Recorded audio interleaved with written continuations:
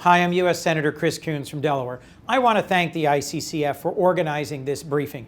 Dave Barron, Susan Lilas, and all the great folks at ICCF, and Senator Rob Portman of Ohio for co-authoring the End Wildlife Trafficking Reauthorization and Improvements Act of 2020 with me. To the panelists and conservation experts who will be participating in this briefing and providing feedback on our bill, thank you. As we all know, we are witnessing today what happens when we neglect to be good stewards of the natural world. We're seeing a steady loss of biodiversity.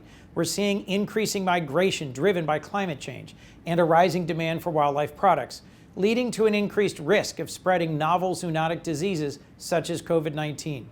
Combating wildlife trafficking has long been a bipartisan issue.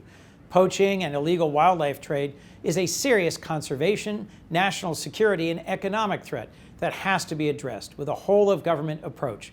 That's why I co-authored the End Wildlife Trafficking Act back in 2016 with my friend and colleague, former Senator Jeff Flake.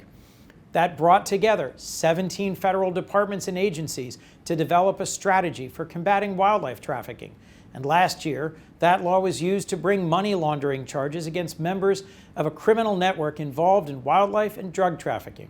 So I'm excited to work with Senator Rob Portman on the reauthorization of this law and its consideration and improvement.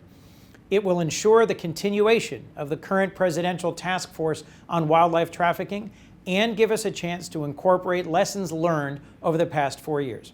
So I'm looking forward to hearing our panelists' suggestions for improving our response to wildlife trafficking and how we can all do a better job of being great stewards of the wild world. Thank you for your attention to this critical issue.